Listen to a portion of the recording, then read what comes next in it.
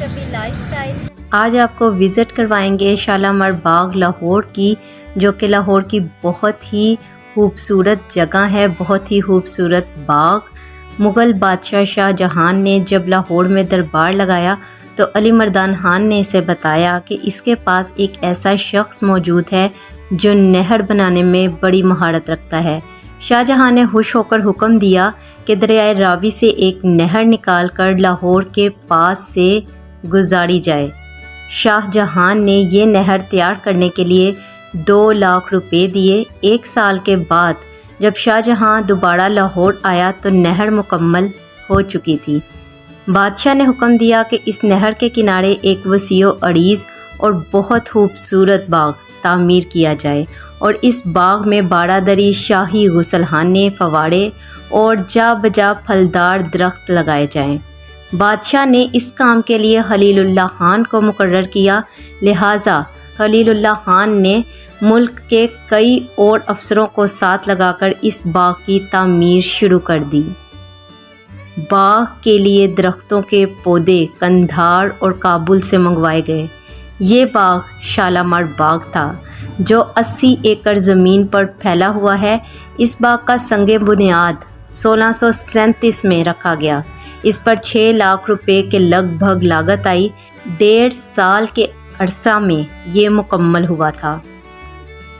شاہ جہاں نے لاہور کے قریب جو باغ لگوایا، اس کا نقشہ کشمیر والے باغ کے مطابق تھا، لہٰذا اس کا نام بھی شالامار باغ رکھ دیا گیا۔ شالامار باغ 3 تختوں پر مشتمل ہے۔ تینوں تختے 3 الگ الگ باغ ہیں جن کے نام فیض بخش، حیات بخش اور فرح بخش ہیں۔ یہ تختے یا باغ ایک دوسرے سے 12 یا 13 فٹ کی بلندی پر واقع ہیں۔ ہر اونچے تختے سے نیچے اترنے کے لیے خوبصورت سیڑھیاں بنی ہوئی ہیں۔ باغ میں ایک دلکش تالاب بھی بنا ہوا ہے جس میں بہت سارے فواڑے لگے ہوئے ہیں۔ فواڑوں کا پانی سنگ مرمر کے حوضوں میں گرتا ہے۔ یہ فواڑے گرمیوں کے موسم میں جگہ ٹھنڈی رکھنے کے لیے لگوائے گئے تھے۔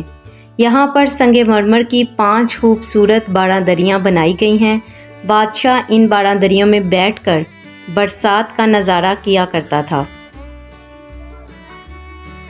باغ کے ایک حصے میں، جسے حیات بخش کہتے ہیں، سنگ مرمر کا ایک بہت ہی خوشنما تخت بنوایا گیا ہے۔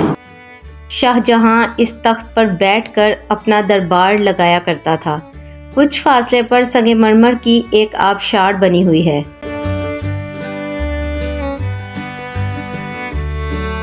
کہا جاتا ہے کہ اورنگزیب عالمگیر کی بیٹی زیب النساء چونکہ شاعرہ تھی، اس لیے اکثر اس جگہ بیٹھ کر شعر کہا کرتی تھی۔ شالامار باغ میں شاہ جہاں نے اپنے لیے حمام بھی بنوایا تھا۔ حمام کے 3 حصے تھے۔ ایک حصے میں 2 فواڑے اور دوسرے حصے میں حوض ہے۔ اس حوض میں گرم اور ٹھنڈا دونوں طرح کا پانی لایا جاتا تھا۔ سنگ مرمر کے کئی طاقچے چراغ رکھنے کے لیے بنوائے گئے تھے۔ یہاں چراغ جلائے جاتے تھے تو حوض میں گرنے والا پانی بارش کا سماں پیدا کرتا اور چراغ کی روشنی بجلی کی چمک کی طرح معلوم ہوتی۔ بادشاہ اس نظارے سے بہت لطف اٹھاتا تھا۔ باغ فرح بخش، جسے پائیں باغ بھی کہا جاتا تھا، حیات بخش سے نیچے بنا ہوا ہے۔ شالامار باغ میں بہت پھلدار درخت لگے ہوئے ہیں۔ شاہ جہاں جب لاہور آیا تو امیروں اور وزیروں نے عرض کی کہ حضور شالامار باغ مکمل ہو چکا ہے۔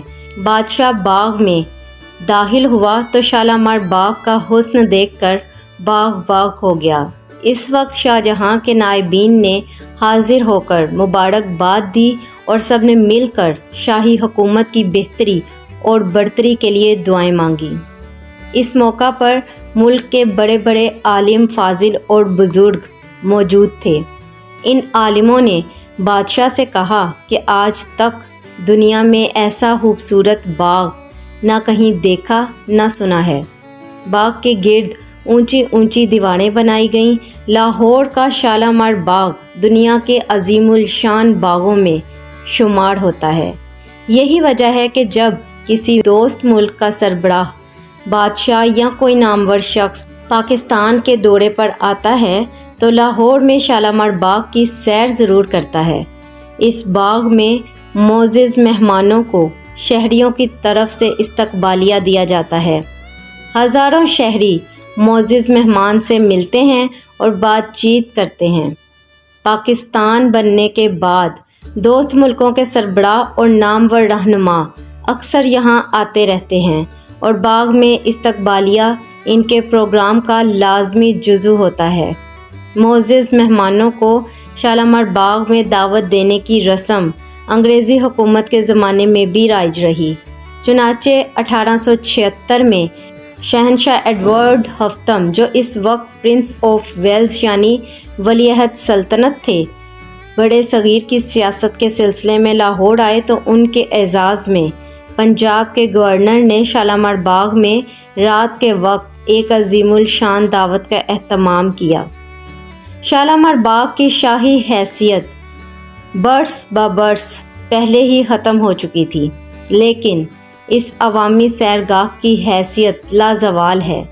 باغ کی سیر کرنے کے لیے لوگ دور دراز سے آتے ہیں۔ بہار کے شروع میں یہاں میلہ چراغاں بھی لگا کرتا تھا، جو پنجاب کا سب سے بڑا میلہ خیال کیا جاتا ہے۔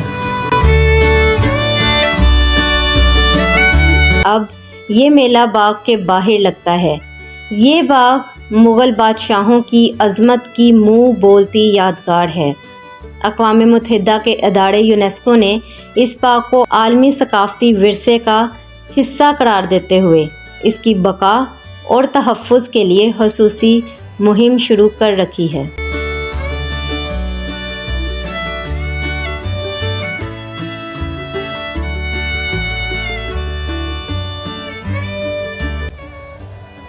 ہوپ کہ آج کی ویڈیو آپ کو اچھی لگی ہو تو ضرور لائک شیئر کمنٹ کیجیے گا اور سبسکرائب کرنا تو بالکل مت بھولیے گا میرے channel Ashish Shafi life style کو۔ Stay with me, stay happy, healthy and beautiful. اللہ حافظ۔